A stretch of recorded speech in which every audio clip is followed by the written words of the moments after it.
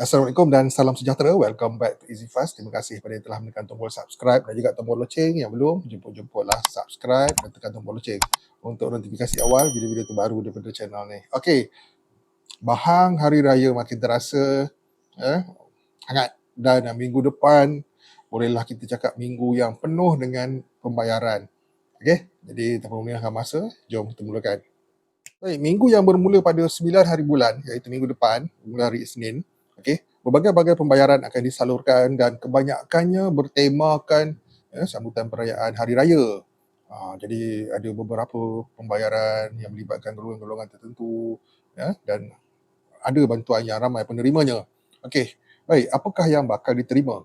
Okey, untuk makluman semua apa yang bakal muncul pada minggu hadapan antara yang terawal yang akan disalurkannya adalah pada tarikh 10 hari bulan Mac.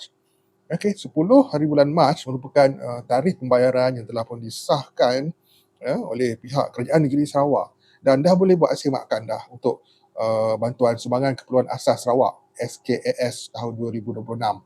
Okey, jadi yang layak ni terdiri daripada golongan isi rumah, golongan bujang dan warga emas. Dan ambil maklum SKAS ni pakai maklumat yang terguna pakai dalam STR. Maklumat STR dan SARA tu diguna pakai untuk menentukan seorang ni layak ataupun tidak dapat bantuan SKAS, iaitu golongan yang berpendapatan sederhana, rendah dan juga miskin tegak kasih. Okey, anda boleh buat semakkan sekarang di laman rasmi untuk SKAS ini. Okey, dan yang seterusnya, 11 Mac adalah tarikh yang orang cakap yang dinantikan oleh penjawat awam. Okey, pembayaran BKK, bantuan khas kewangan, penjawat awam dan pesara kerajaan. Okey, RM500 untuk semua penjawat awam sekutuan yang bertaraf lantikan tetap dan juga kontrak, dan juga RM250 untuk pesara kerajaan dan juga veteran ATM berpencen ataupun tidak berpencen. 250 akan diberi kepada golongan pesara ni. Syabas dan tahniah kami nak ucapkan di atas pembayaran bantuan khas kewangan bersempena Aidilfitri ni. Okey, dan pada tarikh yang sama juga pada 13 hari bulan Mac adalah tarikh pembayaran bantuan sara hidup BHH.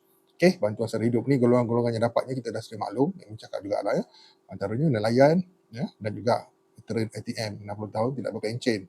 Ambil maklum, nelayan RM300 untuk nelayan laut dan RM250 untuk nelayan darat.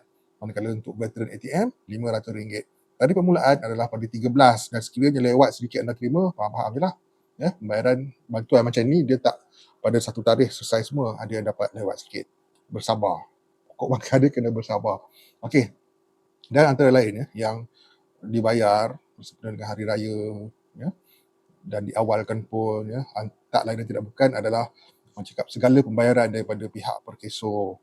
Okey, jadi sesiapa dekat sini ada yang menerima sama ada pencen ilat, pencen penakat, allowance layanan sentiasa serta beberapa lagi bantuan-bantuan daripada pihak perkeso ataupun kita panggil SOSO ni. Okey, pembayaran adalah pada 16 hari bulan Mac. Okey, ia diawalkan. Okey, kenapa diawalkan? Sebab biasanya bantuan perkeso, allowance, pencen ni semua disalurkan pada hujung bulan, tetapi untuk bulan Mac ia diawalkan bersempena sambutan perayaan Hari Raya Aidilfitri. Syabas dan tahniah kepada kesemua penerima-penerima manfaat kilatan daripada perkeso ini. Okey, sekarang kita pergi kepada yang paling banyak orang tunggu ni, STR. Baik, sekarang kita pergi kepada acara utama yang ditunggu-tunggu, kerana STR merupakan bantuan tunai kerajaan, bantuan kewangan kerajaan yang paling ramai penerimanya berbanding dengan yang lain-lain.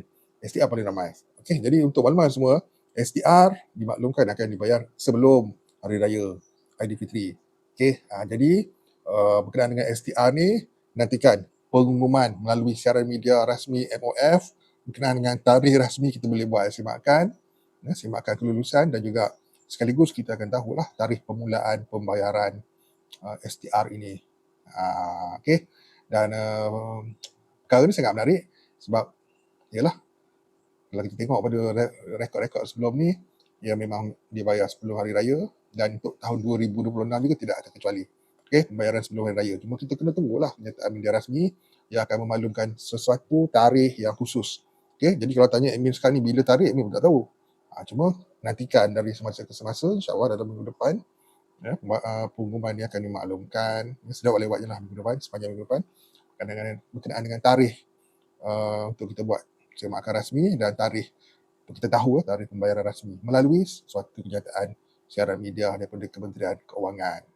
Baik, berkenaan dengan bantuan syukur Sabah, adakah bantuan syukur Sabah juga terlibat dalam pembayaran-pembayaran yang bakal berlaku pada minggu depan ni?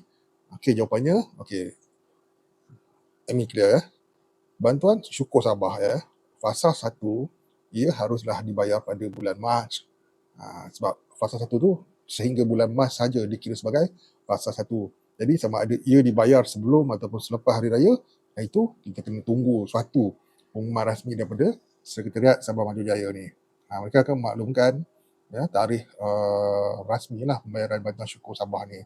Sama ada ia akan berlaku ataupun tidak dalam minggu depan, tak pasti lagi. Itu kita kena tunggu